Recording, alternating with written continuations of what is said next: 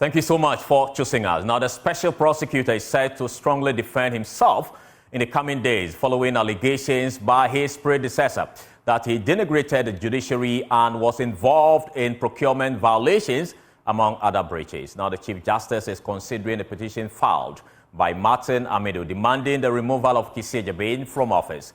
The petition, dated April 30, 2024, was sent to the President and conveyed to Justice Gertrude Tokonu on May 6, 2024.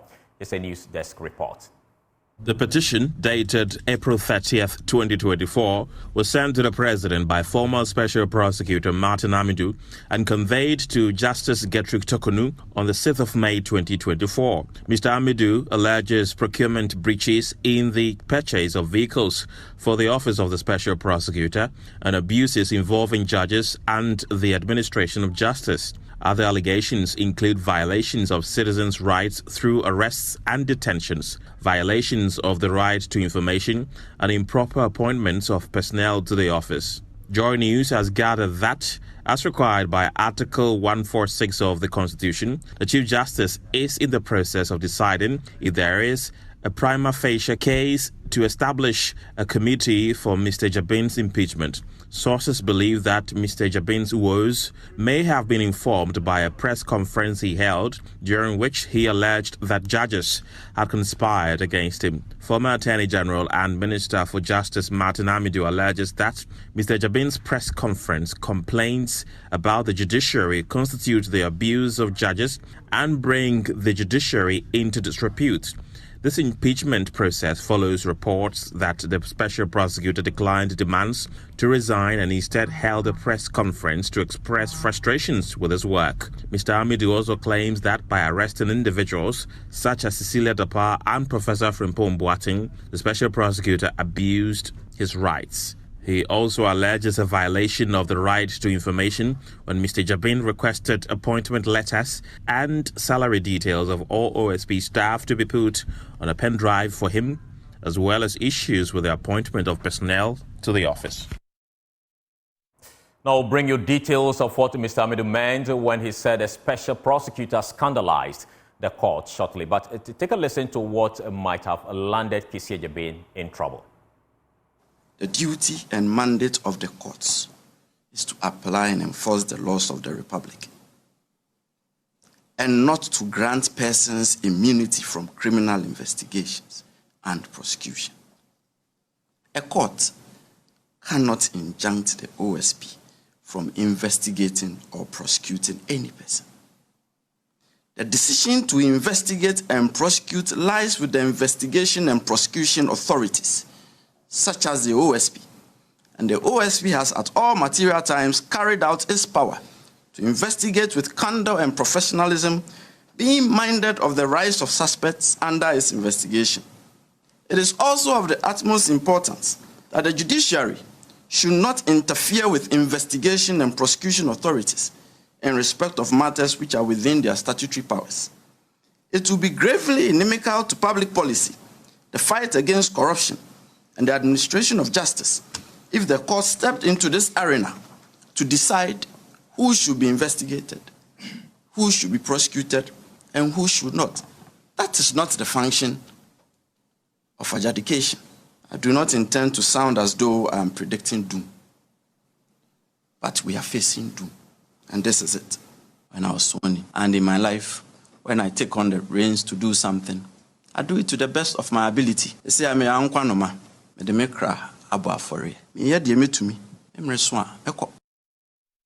Now, my colleague Michael actually joins me via Zoom with details of an article authored by Martin Amidu on his perspective on why he believes the OSP has crossed the red line. Now, Mike, what are the highlights of this article?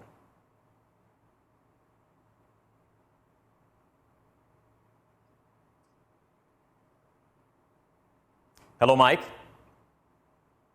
Yeah, hello, Carlos. I can hear you. So what we understand by that sentence there from the Martin Amidu is that he makes reference to a certain media interview that Kissi Agyebeng had put across sometime last year. Now, in his estimation, that media briefing was first and foremost intended to heap abuse and scandalized the court and judge who ruled on the certiorari and other application, the case of the public versus the special prosecutor, and another ex parte, Colonel Kwejo Damwa, and another delivered by the High Court in Accra on the 27th of November 2023. Now, the secondary purpose in this estimation was to use that occasion to also abuse and scandalize the judiciary and the administration of justice and bring them into dispute before the eyes of the ordinary members of the public, generally in an attempt to coerce the judiciary and particularly the Court of Appeal, before which appeals from the OSP were pending at the time, and the Supreme Court, before which the OSP's application for certiorari was pending to decide those cases in its favor. Now, at the time, coincidentally, the court struck out the application for certiorari when Kissi Agyebeng was on his feet delivering that particular message on to journalists. Now, in Martin Amidu's estimation, as a public officer paid and maintained out of the public purse, the conduct and performance of the special prosecutor was inconsistent with the contravened Article 127 of the 1992 Constitution, which guarantees the independence of the judiciary. So this is exactly what Martin Amidu wrote some time ago in relation to that particular broadcast that the OSP had granted at the time. All right. Thank you so much. My colleague Michael actually is with us in JoyNews room. Now, if a prima facie case is established against the special prosecutor Kissi Agyebeng, the Chief Justice shall within 14 days set up a committee consisting of a chairperson who is a justice of the Supreme Court, a lawyer of at least 15 years standing at the bar, and one other person with expertise in investigations. Host of AM show Benjamin Akako explains what Article 146 means regarding the process of removal of the OSP. But before we bring that to you, we'll cross over live to Parliament to give you the feed and tell you what is happening there. To join that committee because of leadership. He was able to reach out to get the other partner authority of the work of members. So please don't run away from any committee. Don't continue to do a good job. And so I would want to urge you to let's end it here and get the members. As the Minister for Finance himself stated, he wants the work to be properly done so that when we are granting the exemption, we know that we are doing the right thing in the interest of the country. So with this, I will plead with the majority to support the proposal for us to adjourn for today. Yes, Majority Leader. Anyway, if you are interested in making closing remarks, I will grant you the permission.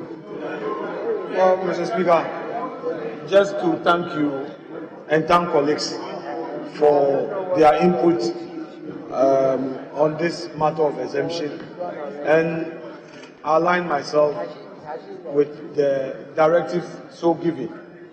The Speaker, having said that, I just need to remind the House that we have our brother's funeral tomorrow at Ejisu. We were supposed to do the tribute, and yeah, the family is going all right. But Mr. Speaker, for the records, it's important that we spend few minutes in honor of our brother. Mr. Speaker, we place it on ice to take the tribute. The tribute. Just spend some. No, the tribute, at least, it has to be read. And one or two people respond to it. We can't just catch it. After adjournment, there are very important housekeeping matters that would be discussed. And I have the key to that all important. Yes, Mr. Speaker. Yes. And Mr. Speaker, I am going to deliver that special message to those who behave well. They will behave well. Mr. Speaker, so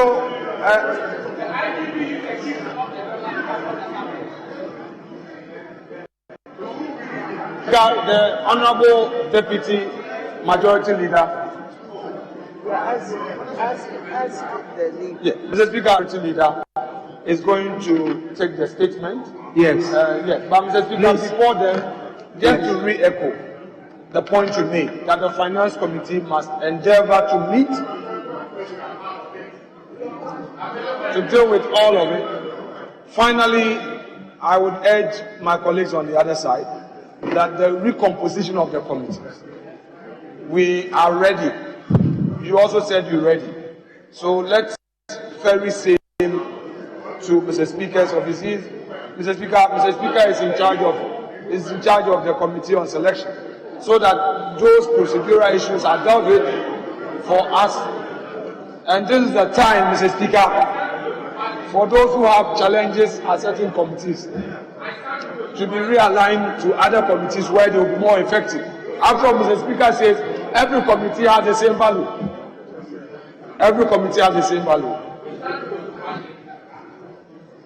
Yes, Deputy Majority Leader. You go to Economy Committee, you. Thank you, Mr. Speaker. Mr. Speaker, I make this statement ably made by Honorable Anodompe, Majority Chief Whip and MP for Ofori-Atta, on a homage for a gallant servant, Honorable John Apunchia Kuma. Right, Honorable Speaker, I believe many will agree that this Parliament has been quite tough on us all, physically, emotionally, and mentally. As we members of Parliament on both sides collectively endeavor to execute the mandate of Parliament for the good of our nation, Ghana, we equally become devastated when one of us lost. Mr. Speaker, our brother and friend, Honorable John Apunchia Kuma, was undoubtedly a good servant of the nation, and receiving the news of his passing struck us with profound sadness. As the Deputy Minister of Finance, he assisted the ministry in managing our nation's economic challenges during the post-COVID era. Armed with a deep understanding from his education and fortified by his expertise in finance and entrepreneurial development, we were confident in his stewardship and pleased with the outcomes. Mr. Speaker, before his esteemed role as a Member of Parliament in 2021, Honorable John Kuma held the mantle of Chief Executive Officer at the National Entrepreneurship and Innovation Program, NIP. There, his vision and leadership catalyzed a revolution in youth entrepreneurship nationwide. Under his stewardship, the NIP's Presidential Business Support Program of 2018 left an indelible mark, empowering thousands through trainings and funding countless startups. The ripple effect of his initiative reverberated throughout the nation, touching the lives of aspiring entrepreneurs who found their footing with the assistance of the program. Mr. Honorable John Kuma was driven by a profound desire to effect broader change. He embarked on a journey to represent the people of Ajuso in Parliament, a decision met with resounding victory. He was sworn in as a member of the 8th Parliament on January 7, 2021. Consequently, his commitment to service only deepened, and his tenure in Parliament was characterized by respect for all. Mr. Speaker, within these hallowed halls of Parliament, Honorable John Kuma's presence was felt in myriad capacities. His role as Deputy Minister of Finance was a testament to his prowess and dedication to the Minister of Finance was a testament to his prowess and dedication to national economic. His contributions to the deliberations of fiscal policy decisions and economic programs resonated with clarity and insight, shaping crucial legislative outcomes. Mr. Speaker, we also know that beyond the confines of Parliament, Honorable John Kuma's impact reverberated throughout Ejuso, and many of us who kept up with him saw the many good things he was doing. The Ejuso Club 100 initiative is a testament to his unwavering commitment to grassroots development. It bore fruits in various, from agriculture to education. His generosity also extended beyond his constituency, offering support to neighboring areas whenever possible, earning him the admiration and gratitude of colleagues and constituents alike. Mr. Speaker, it is heartbreaking to lose such dedicated servants of our nation. Yet we ought to encourage ourselves to strive on. It is for this he lived, and there's no better reverence to show him than to continue what he sought to achieve. As we reflect on his legacy, we are reminded of his selfless service, his unwavering sense of justice, and his dedication to uplifting our nation. Mr. Speaker, though our hearts ache with the weight of his absence, we find solace in the belief that he rests in eternal peace, embraced by the same divine grace that fueled his remarkable journey. May his legacy continue to inspire and guide us as we forge ahead in the path he walked with us.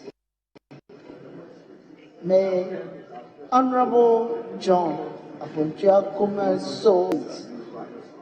Right Honorable Speaker, I thank you for the opportunity.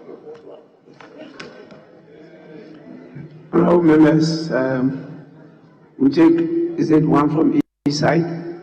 Or, yes, okay. Thank you, Mr. Speaker, for giving me the opportunity to make few comments on the statement ably made by the Deputy Majority Leader. Mr. Speaker, as I make these comments, I still picture my very good friend on the other side, on his last days in this chamber. He looked at me and smiled and was looking down. So on the day they broke the news to us, I asked myself, what happened on that day is what was going round in my head. Mr. Speaker, this nation has lost a very diligent legislator, a very gentle lawmaker. Mr. Speaker, it's not easy to get lawyers who can combine finance with law in this chamber, because democracy can produce anything. So sometimes when you have people of that caliber and we lose them, it is a loss to the state and a loss to the chamber or the house. So Speaker, I could see Honorable John Kuma, the way he started and the person he replaced. But like somebody will tell you, if Baba Yara has not died, nobody will know that Abedi too will play football. We were wondering, Honorable Ofori-Atta, the only engineer in this chamber, who could scrutinize documents on Roads and Highways Committee objectively, Roads and Transport Committee objectively, very patriotic and very effective and diligent. But Honorable John Kumar replaced him, and he could fill that vacuum. The Speaker, so when the news came out, and I said, so all that has gone into John Kumar in training him and making sure that he's that diligent, is just bidding us farewell. The Speaker said people are few. And sometimes when Honorable Abna Oseasari and Honorable Atufosi and Honorable Ricket Hagan, when they speak, and you consider when they entered here, including Honorable John Kumar, if this nation could train people of that caliber, we could have gone far. And when you are going for international negotiation, these are people that you send, but also soon. Maybe we needed him, but God needs him very much. So, Mr. Speaker, I may not belabor the point. Just as we want the best on earth, God also wants the best in heaven. All I can say is, may his gentle soul rest in perfect peace. But, Mr. Speaker, to conclude, from that enclave, we've gotten two painful laws. That constituency is not that far from Honorable Baswa. Two diligent people from that enclave. And I believe, Mr. Speaker, as legislators, maybe, just as we did today, we came here in the morning and it is almost 7 going to 8. We must take into consideration the health of the legislator. I was going to the chamber and I met one legislator and he was telling, oh, my wife collects 3 times what I collect. And I laughed it off, but you are MP. People think the me surrounding the legislator, nobody have mercy for the legislator. Our plight, I don't know what makes it so, but I think the legislators are suffering. And we must empathize and sympathize with one another. We must take due cognizance of our health as well. As a whip, when we were whipping members, somebody will be coming with his medication. But because they want to come and work for Ghana, they come. These are the hidden things that the Ghanaian doesn't know about the legislator. But I think the time has come for us to take into consideration the health of the legislator. Other than that, we may be losing very diligent people. And when you lose somebody like John Kumar, the loss to the state cannot be quantified. Well, he was a lawyer, a finance person, a legislator, and had the opportunity to work at the Ministry of Finance. So he could see the figures. Therefore, when he's speaking, he speaks with facts. So, Mr. Speaker, in conclusion, all that I want to say is that may the soul of our beloved friend, Honorable John Kumar, rest in perfect peace. Thank you, Mr. Speaker, for the opportunity. Thank you, Mr. Speaker. Yes, Minister. Thank you, Mr. Speaker. Mr. Speaker, I want to thank the House for this tribute, particularly Deputy Majority Leader. This is important for me because Honorable John Kumar was my Deputy Minister, and we worked very closely together. He was very hardworking, and even when it showed clearly that he was not well, he was still working. One day I mentioned to him after my appointment as minister that I wanted to go to Kumasi to inspect some projects the Ministry of Finance was providing funding to complete. And coming from Kumasi, in Ashanti region, in general, he decided he was going to accompany me to Kumasi. When we got to Kumasi, he followed me throughout my tour of these facilities. There were even times I asked him to rest, but he will not rest. He said he wanted to see everything. That is the extent to which he cared about his community, about his constituency, about his region, working tirelessly to ensure that the region gets its share of the national cake in terms of development projects. Mr. Speaker, Honorable John Kuma was not just hardworking and industrious, but he was also humble. And some of the words used by honorable members who have spoken earlier are true about him. He was also very generous. He gave out everything he had. There have been times that he has offered support to me, and that was the man.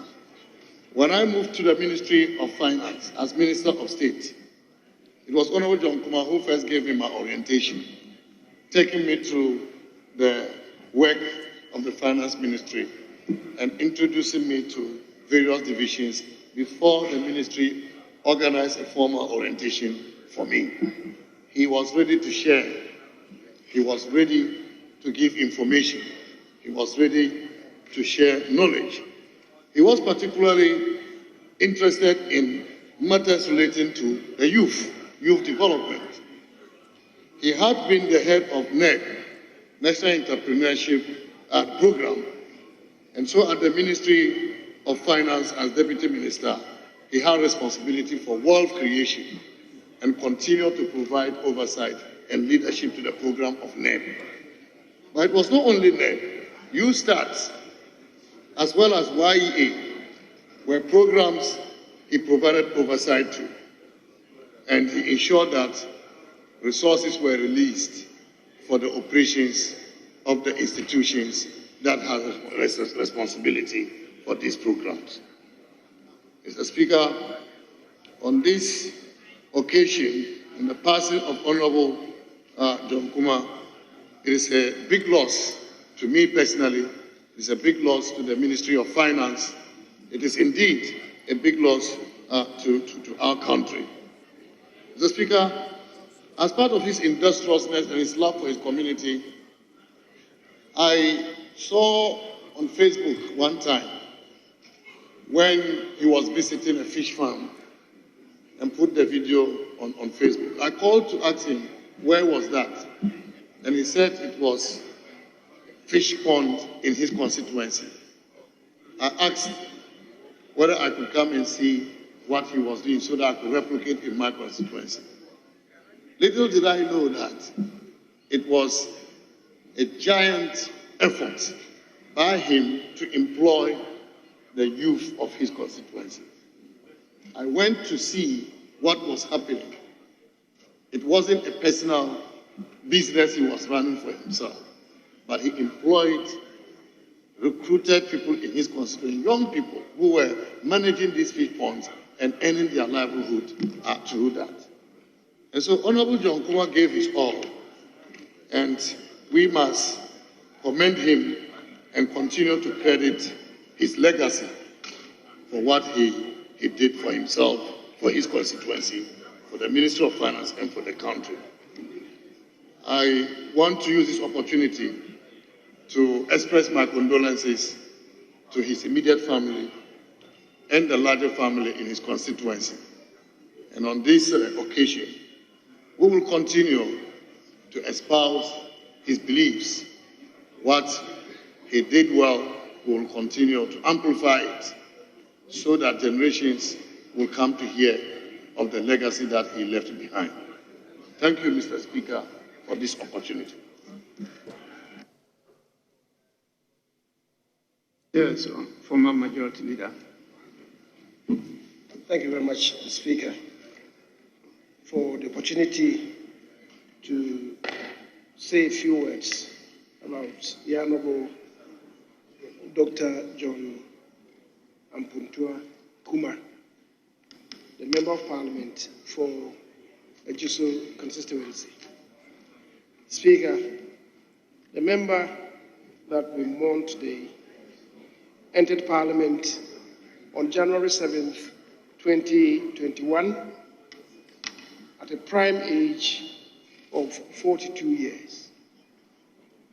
When he transitioned this year in March, indeed on the 7th of March, he was approaching 46 years. The Speaker, he and I were to have joined the Vice President when he was doing his campaign rounds in the northern region. For some reason, I wasn't able to join. He did, and we communicated about how things were going up there.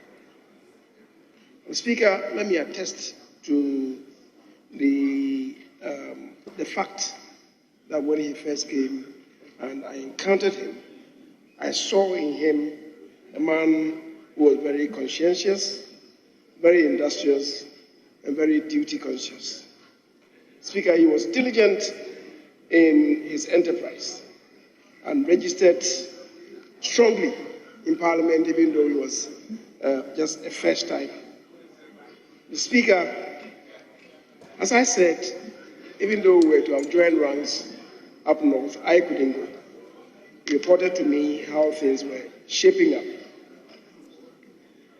The Speaker, he returned from the northern region, and when I spoke with the finance minister at the time, the Honorable Ken Ofori-Atta, I got to know that he wasn't in the best of shapes. So, the Speaker, if you recollect, when we came to approving the budget for the 2024 financial year, I had some discussions with leadership, and he was one of the reasons why we had to take the appropriations bill on the 22nd of December, because I knew one of my foot soldiers was not in the best of shapes, and when he returned, he needed to have some rest. When I saw him the very day he returned, I saw that he had indeed shriveled and that had lost so much weight. I inquired from him how he was. He assured that he was getting better. The Speaker, before then, through the finance minister, the then finance minister, I spoken to him, and he was recovering outside the jurisdiction and gave assurance that he'll be able to travel back to the country on the 20th of December. Speaker, subsequent to that, we met on the 4th of March, when at the manifesto committee of the MPP, he joined ranks with the finance subcommittee to make a presentation before us. I sat close to him and I asked whether he was in good shape. He assured, but I could see from his mannerisms that he was not really very much properly physically constituted. The two of us were to travel to Kumasi in the evening of the 4th. We did, and we were to come to Akufo-Addo where the March 6th was going to hold. That's March 6th. Speaker, I traveled by road to Akufo-Addo. I got there, and I was not so enthused about the environment there. So I drove on to Accra without attending the event. Upon inquiry, I was told that he was still at Ejuso and that he wasn't feeling too well when he had attempted to come down to Accra. But I thought that it was part of the normal ordeal that he was going through. To get to Accra and to be informed that he had transitioned. Certainly not any happy news, and I was really taken aback because I had no inkling that such a tragedy was going to befall his nuclear family, the people of Ejiso, his party, the Parliament of Ghana, and indeed corporate Ghana. Mr. Speaker, as I said, I saw in this young man a man of enterprise and a man of great promise. But it happened when it happened. And as they say, it is what it is today. What else can we tell the family but to console them, empathize with them, and to pray to God for fulfillment to the family and replacement in the fullness of time, so that they'll be able to harvest the seeds that he had sowed for the family, for the community which he represented. Speaker, at this period, I can only say and pray to God that may his soul rest in perfect peace. I thank you very much.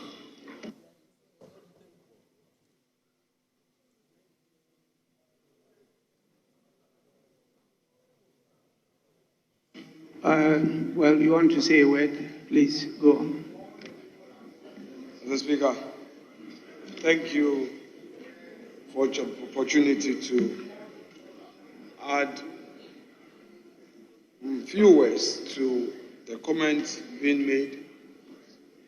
Mr. Speaker, the passing of John is a personal loss to me because, Mr. Speaker, John was my first pupil at my law firm.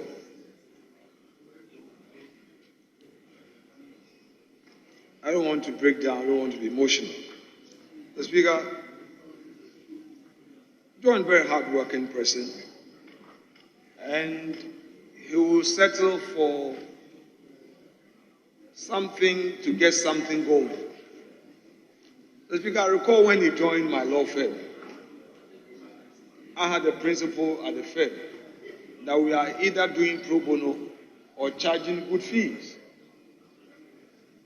At the time, these financial crime laws had been enacted by Parliament, and almost all lawyers were running away from practice in that area. And one of my law firm was the first to take charge of some of these cases. And I recall when he joined, after a few periods, some cases were not coming. I said, is it the case that we are in the legal vacation? And one of the officers of the court said, senior, we've been seeing your junior in court. So just that evening, he came with some good legal fees. I said, now, John, where should we hear you? Senior. Kolani Bia charge you too much or to me, so it means that he has gone low cost. Say, this is not the way to do the law. You don't charge too low like that. Later, he opened his law firm. Anytime John would go to the Court of Appeal, he will come for precedence. As we already know, as for the law, there is nothing new under the sun. So, Speaker, when I eventually landed in Parliament, he became a political protege. Though I'm young in this business, he told me that he wanted to learn under my feet. He would come home, discuss politics, discuss law, and discuss business. So, Speaker, I remember his 24th December visit. Every 24th, John would come with a gift.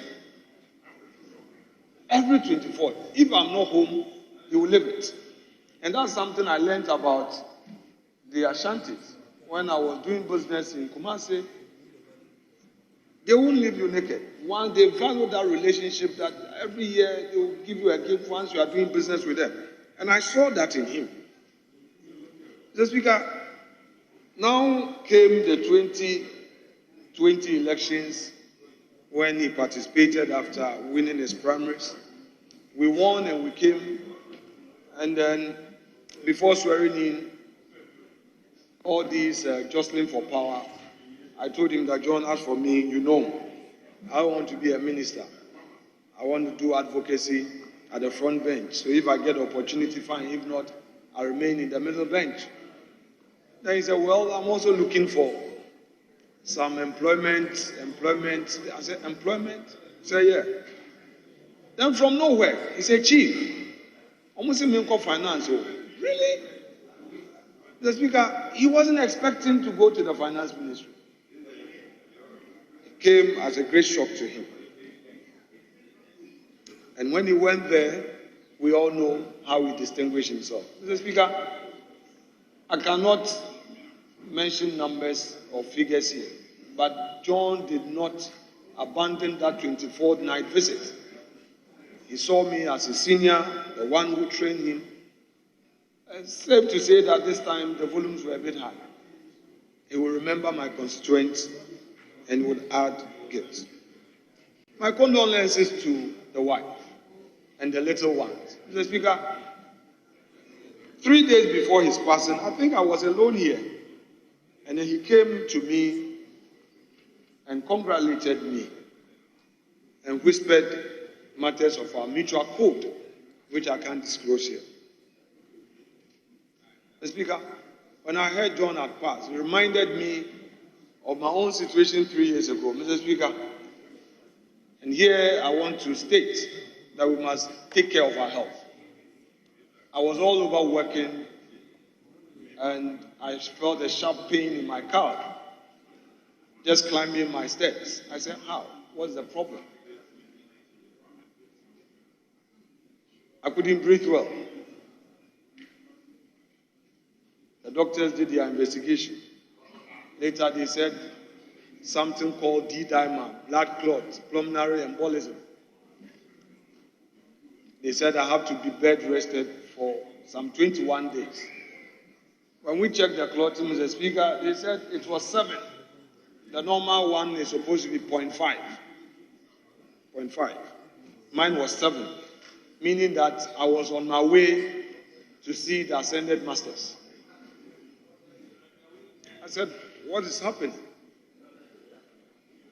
Mr. Speaker, at that moment, when the doctor who thought I was asleep asked my GP whether I had written my will, and I heard, I panicked. What do you mean? Whether I've written my will? And Honorable Kennedy Japan visited, and the wife too saw the report. He said 7. He said, maybe 24 hours will not cover his life. I don't know how John heard I was unwell. He called, he visited. The Speaker, his first thing was to pray with me. I know him to be a charismatic Christian. Mr. Speaker, I started as a charismatic. And I thought I could no more pray in tongues. But when he started, we all started praying in tongues.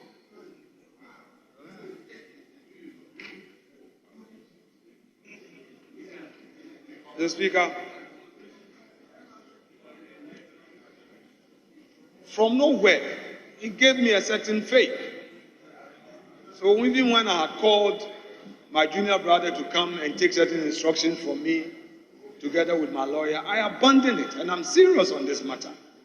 And I say so with a lot of attachment. He left me, and by the grace of God, I recovered. And on my 43rd birthday, which was 27th of May, I had an all clear in my heart area, the lungs. I'm not a medical professional, so I don't want to go technical. But when they did the test, the scan, everything had cleared. And I was still to be on the Xeralto. Mr. Speaker, likewise, when I heard he was unwell, I visited him. The first thing I asked was, John, have you also checked your clotting level? It could be the blood clot, what happened to me. And like the former majority leader said, he was more optimistic about life. He wasn't so worried. He said, oh, Chief, I'll be okay.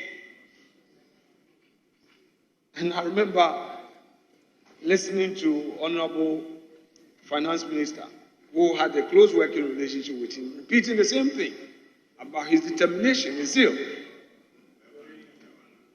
Whilst I was concerned about his health, he was all optimistic that Chief Ebeye, to wait, he shall be well. And that day, when I was leaving his residence, he walked me to the car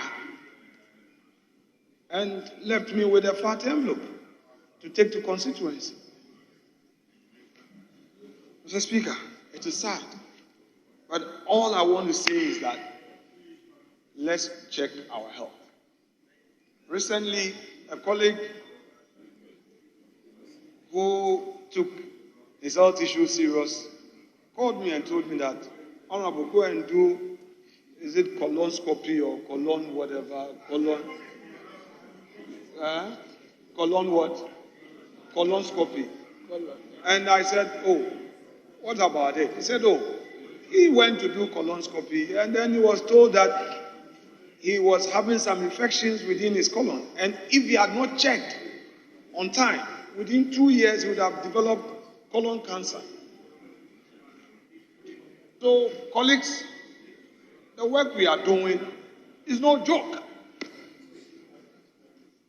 Perhaps you would have mourned me in 2021 till end of 2021. I knew what I went through. And since then, every 6 months, I check. Sometimes we are scared of checking our health status. It will get worse if you don't check. Every now and then, I'm checking my blood level. Every now and then, I'm checking. Do a full scan, check everything, and know it. So that we don't blame the juju and the sasabunsam and the poison and we say, Obi the that somebody is killing us, somebody actually true. Let's check our health for the sake of our family, for the sake of Ghana. Mr. Speaker, Shakespeare says that there's nothing serious in mortality. I would conclude by wishing the family well, pray for the family, pray that God will give strength to Mrs. Kuma and the little ones to stand firm in these difficult times. I want to urge all colleagues to find time so that tomorrow we all go to Ejisu and mourn our departed brother. May his soul rest in perfect peace. And I thank you, Mr. Speaker, for the opportunity. And colleagues, I thank you for your kind audience.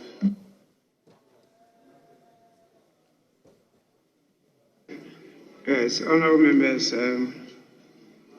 I think I can only at least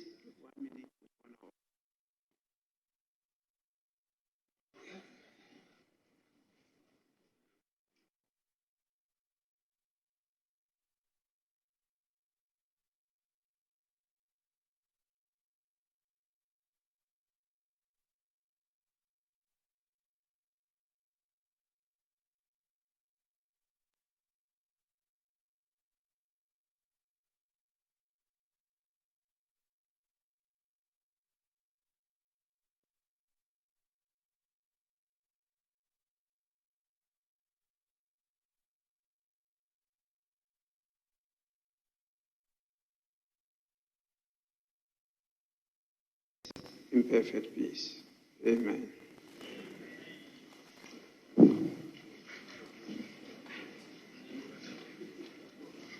Honorable members,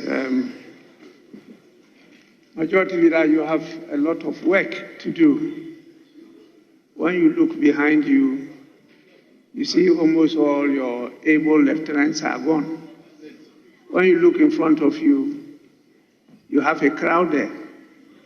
You have a lot of work to do. Well, we need to get them to be in the House always to support you do your work. Honorable members, because of the good works of this Parliament, a few partners and stakeholders decided to support our work, and they proposed to us the establishment of what they refer to as a democracy cap, which will spice our celebration.